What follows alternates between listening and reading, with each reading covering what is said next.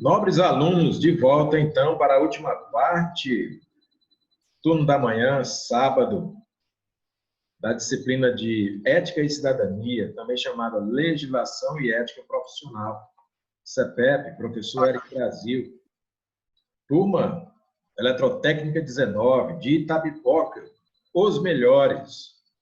Muito bem, então vamos continuar aqui, né? Estávamos a falar aqui de direito. Já falamos muito durante essa manhã a respeito de ética, a respeito de moral, e agora adentramos ao estudo do direito. E dissemos que essa disciplina, do nosso ponto de vista aqui, ela é pautada num tripé. Então, se concentre nessas três palavras: ética, moral, direito. Eu vou cobrar essas palavras em atividades. Eu vou cobrar essas palavras na avaliação. Então, vamos seguir com elas. E o direito, meus amigos? Será que o direito realmente representa apenas isso, direito? Não. Ele representa também as obrigações, representa os deveres de cada cidadão, de cada cidadã. O direito regula a vida em sociedade.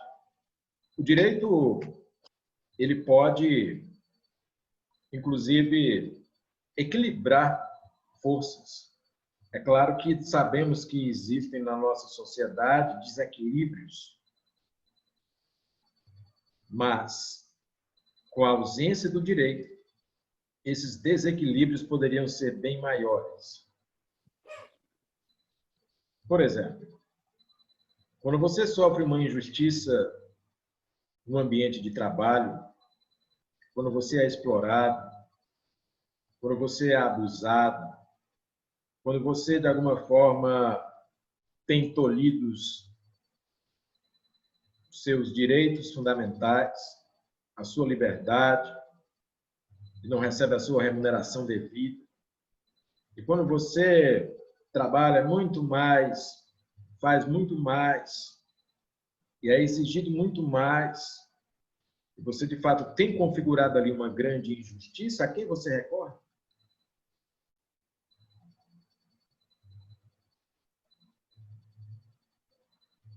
Sabe o que acontece? Advogado, professor?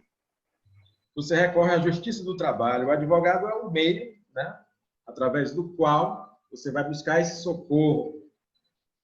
Não é o advogado que vai decidir. Ele vai interceder por você, vai representar o seu direito, o seu interesse.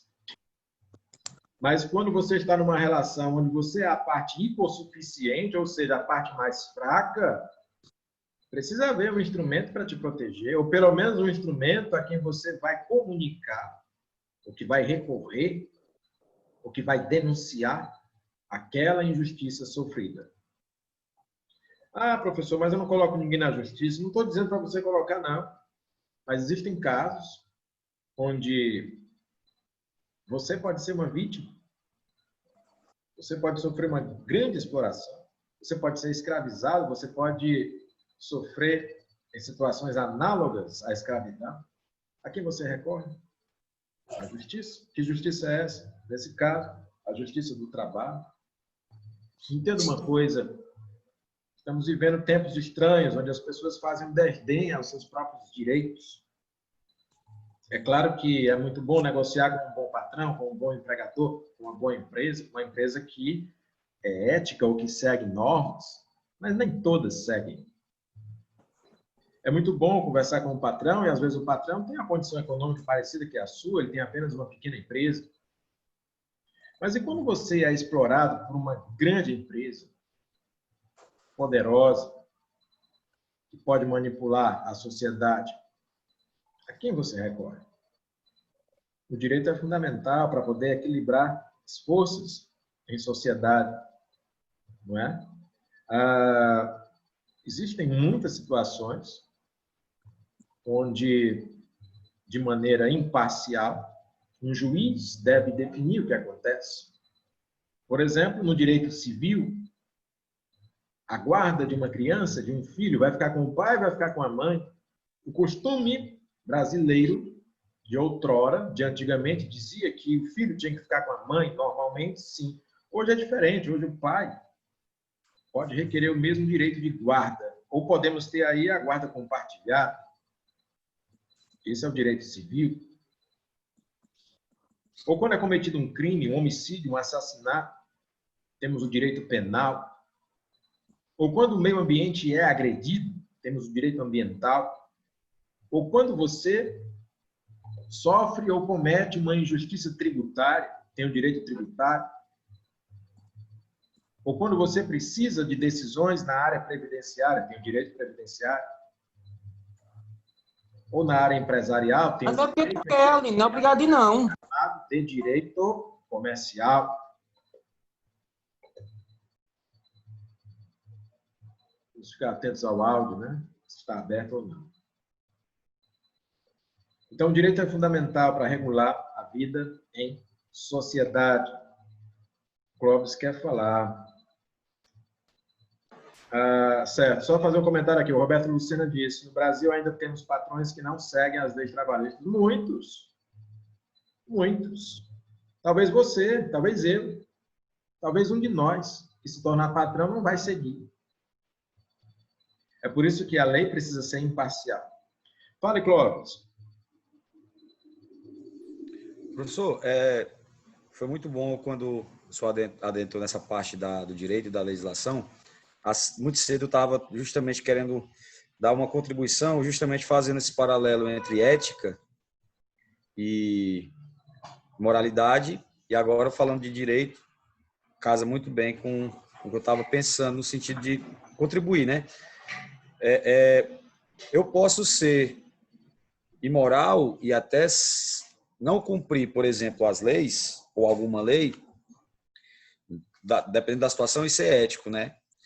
No sentido, claro, agora eu vou realmente focar no nosso trabalho, nós vamos ser eletrotécnicos e pensando justamente nas nossas condutas. E aí eu estava me pensando, né? A gente tem normas internas na nossa empresa, por exemplo, e numa viatura que a gente trabalha eu não posso dar carona. Mas digamos que eu vejo uma pessoa passando mal e essa pessoa, ela precisa de um auxílio. Naquele momento eu vou quebrar uma regra, eu vou quebrar uma lei, e no sentido da moralidade da legislação, ou também furar um sinal, por exemplo, né, e de repente numa situação emergencial, eu descumprir alguma coisa. Claro que eu posso ser penalizado, eu vou estar indo contra as regras sociais e o direito, porém, eu estou com uma atitude ética, né? Eu só queria só citar e trazer para a nossa aula essa questão, né? Porque a gente tem regras e às vezes o princípio ético, né? Você está numa fila, você sabe que você não pode furar a fila e de repente por alguma situação você pode ser ético, embora moral você possa estar, digamos, descumprindo, né? Muito legal. Gostei demais aí das colocações, dos comentários do Clóvis. Aliás, sempre contribuindo muito bem. Se a prova, se a avaliação fosse hoje, você já tirava uma boa nota, né? Isso certamente é dúvida de muitos. Uma vez, Clóvis e colegas, alunos, amigos, eu fui visitar um rabino judeu. Eu gosto de estudar e de pesquisar várias culturas e várias religiões, até porque eu ensino também ética, então eu preciso procurar as fontes da ética, seja na filosofia, seja na religião, né? Seja nos operadores do direito. E muito embora eu seja administrador de empresas de formação, mas eu faço essas pesquisas. E tenho muito respeito pelo judaísmo. Eu fui criado no cristianismo, mas eu gosto, tenho respeito pelo judaísmo. Eu fui visitar um rabino, uma autoridade do judaísmo aqui no estado do Ceará. E ele me convidou para entrar na casa dele, nós conversamos. E aí eu perguntei para ele, Rabino, o senhor lê a Bíblia? Aí ele respondeu, claro, se foi o meu povo que escreveu. Né? Às vezes a gente tem aquele preconceito. Será que o judeu lê a Bíblia? Ele diz, claro. Se o meu povo escreveu, quem você acha que escreveu os textos sagrados? A maioria deles. Quase todos foram de origem hebraica. Judeus, hebreus, enfim. Você acha que Moisés era o quê? Você acha que Jesus era o quê? Você acha que Paulo, Pedro eram o quê? Davi era o quê? Salomão era o quê? Samuel era o quê? Todos hebreus, que hoje nós chamamos judeus. E aí a gente conversando, justamente sobre também essa parte legislativa, porque ele estuda muito, ele disse, Eric, existem leis divinas, mas que foram assimiladas pela sociedade dos hebreus a partir de Moisés.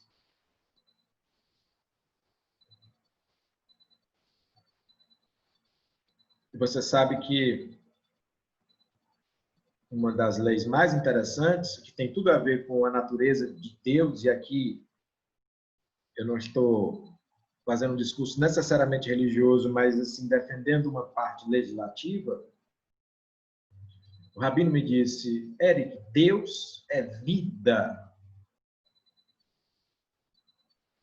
Onde existe a vida, existe a presença de Deus.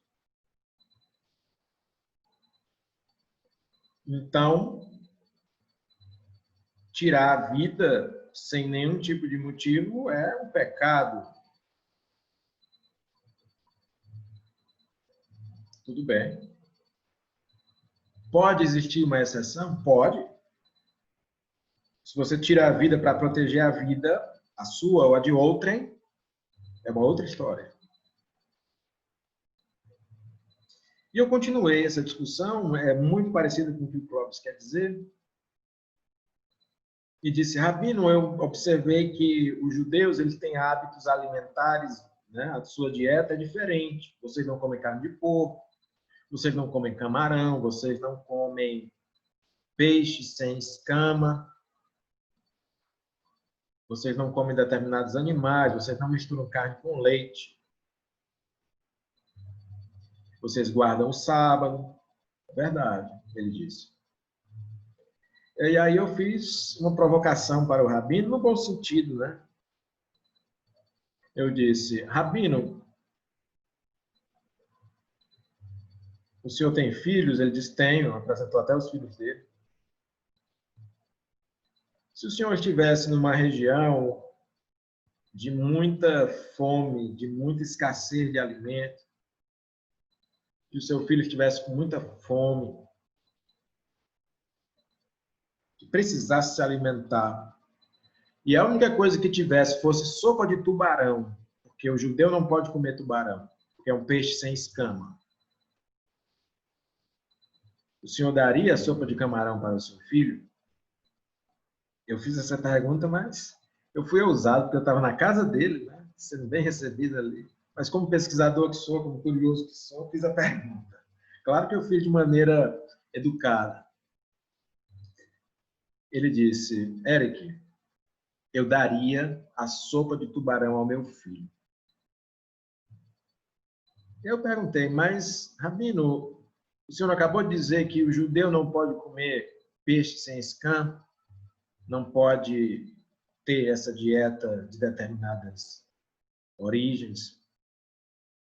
Aí ele disse, Eric, quando você tiver em dúvida em relação a uma coisa, a uma conduta, escolha a conduta mais valiosa.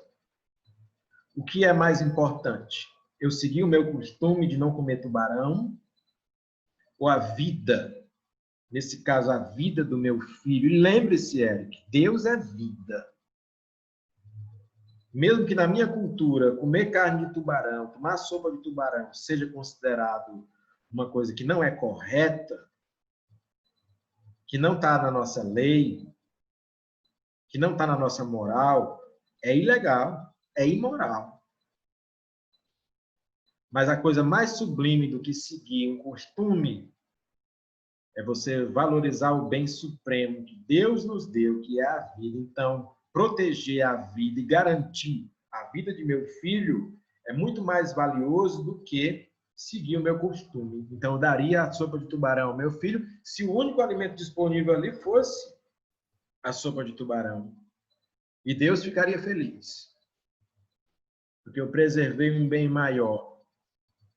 Porque, Eric, às vezes nós ficamos tão conectados com os costumes e às vezes até com determinadas leis ou normas, que nós caímos no erro de considerar a norma mais importante do que todas as coisas.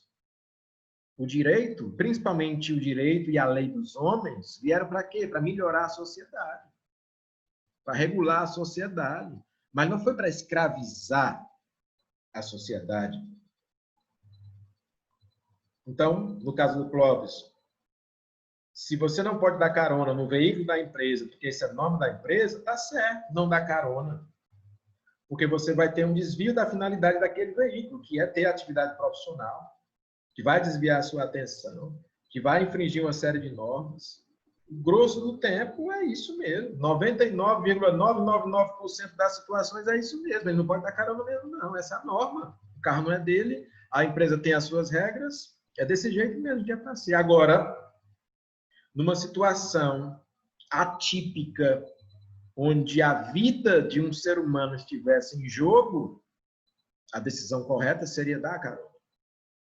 Entende? Como mesmo dentro da lei, pode haver uma brecha, e uma brecha necessária para que você cumpra aquilo que é mais importante.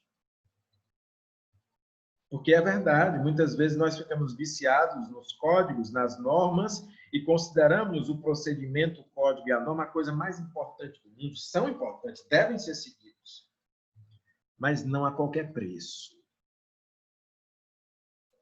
Então, se uma ambulância furou aí o sinal, o semáforo, para salvar uma vida, ela está correta.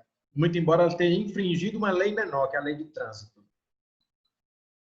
Não é assim? Certo, Clóvis? Então, esse estudo permite que a gente possa evoluir o nosso pensamento, tomar decisões, fazer ponderações a esse respeito. Não é assim? Não é assim que funciona? Assassinar alguém é errado. Matar, você não deve. Mas se um meliante entrar de madrugada, destelhando na sua casa, para violentar sua mulher e matar seus filhos, e você está na condição de reagir, e você vem a feri-lo ou matá-lo, a sua ação foi incorreta? Não. Muito embora você possa ter cometido ali um crime. Mas a defesa que você fez, a vida, o que estava em jogo ali não era tirar a vida do meliante, sim defender a vida da sua família e a sua. Essa ponderação é muito importante. Deve ser considerada dentro do direito. E certamente, se você fosse julgado por isso, você teria um atenuante pelo contexto, pela situação. Não é assim? Temos que ter o bom senso. E temos que ter muito cuidado com as interpretações. Jesus era um homem pacífico, da paz, do bem, do amor, da tolerância, do respeito. Mas Jesus era o tipo de homem que chegava na cara do fariseu, apontava para ele e dizia: hipócrita, sois como sepulcros, belos por fora e podres por dentro. Gostam das coisas exteriores. Falam da lei, falam da moral, falam de Deus, mas o coração de vocês está manchado. Esse era o calibre de Jesus. corajoso, muito corajoso, sendo um homem simples, enfrentar uma autoridade constituída da sua época, podendo sofrer ali as consequências. Não é? Então, devemos ponderar que ser da paz, ser do bem, ser do amor, não significa aceitar a injustiça, de ser tolerante com os abusos. Muito pelo contrário, ser da paz e do bem significa denunciar o que é errado, o que é ruim, no contexto certo. Jesus é da paz, é do amor, é do bem, é da caridade, é do perdão, é da tolerância. Mas ele não tolerou os vendilhões do templo e os expulsou com atitude enérgica, segundo as Escrituras, com um chicote na mão. Isso parece Jesus? Não parece, mas é a atitude de autoridade que um pai, que um chefe, que um líder, naquele momento deveria ter. Uma atitude enérgica, quando o mal está diante de você. Claro, devemos ponderar as consequências das nossas ações, dos nossos atos. Tudo tem um limite. Podemos verificar situações onde nós temos a oportunidade de intervir. E em outras, o melhor seria não intervir. Faça escolhas, tome decisões. Nós, seres humanos, temos a tendência de achar que tudo aquilo que o poderoso faz, poderoso que eu digo é o homem com poder econômico, ser humano com poder empresarial, com poder político, é certo. Simplesmente porque o poder ele dá a impressão de que a coisa é legal. E não necessariamente. Você respeita porque aquela pessoa tem poder. Mas abre os olhos também para conhecer a injustiça ou identificá-la. Conhecer as leis da sua sociedade ajuda nisso também. A Constituição Federal é só um exemplo. É a lei maior, é a lei principal, é a Carta Magna, é a Carta Política, é a lei das leis. Mas existem outras, como, por exemplo, as leis ordinárias, que são as leis comuns do dia a dia, leis com força e que regulam os atos da Constituição também. Não é?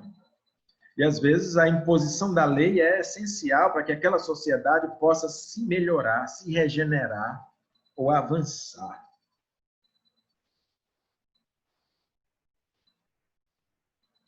É claro que a lei, escrita por homens falhos, pode ter falhas, pode ter brechas. Mas conforme uma sociedade amadurece, a sociedade pode aprovar ou desaprovar certas leis. E quem faz as leis? Os representantes da sociedade, pelo menos num país democrático, é assim. Quem é que faz a lei no Brasil?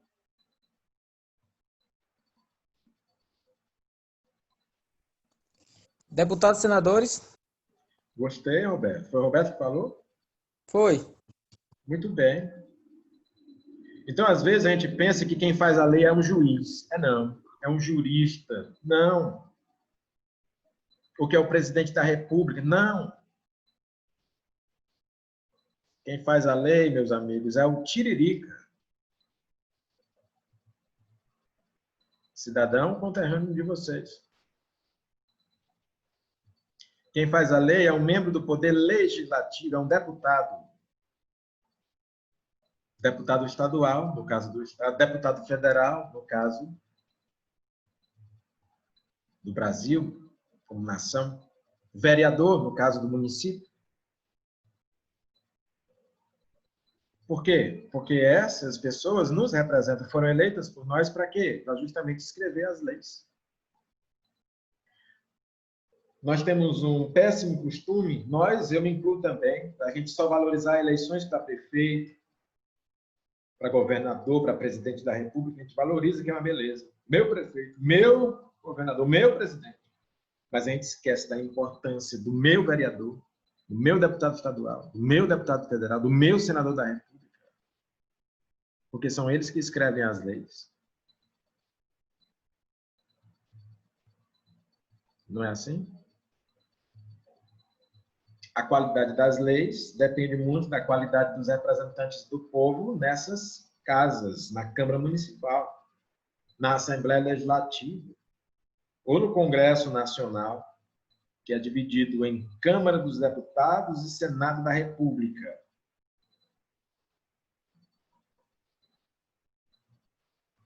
Uma coisa interessante que eu costumo, e quando for no turno da tarde a gente vai falar bastante sobre isso, já vou encerrar. No turno da tarde a gente vai pensar e vai discutir, no bom sentido, de diálogo.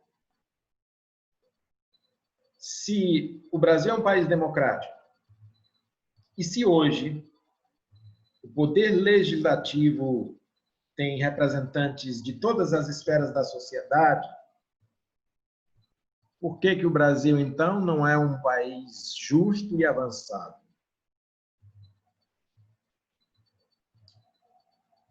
O Clóvis vai responder, mas vai responder no turno da tarde, tá certo? Então, a indagação que eu estou lançando, e quando a gente voltar do almoço, o Clóvis vai ser o primeiro a falar. Senhores, vamos para o intervalo do almoço. Voltamos, então, às 14 horas em ponto, mas antes disso, já adentrem o ambiente. Tá joia? Bom almoço a todos. Pela participação e vamos dar continuidade à nossa disciplina de ética e cidadania. Até lá. Professor, eu não vou poder assistir agora na parte da tarde. Tudo bem, acompanhe as gravações, fale com a coordenadora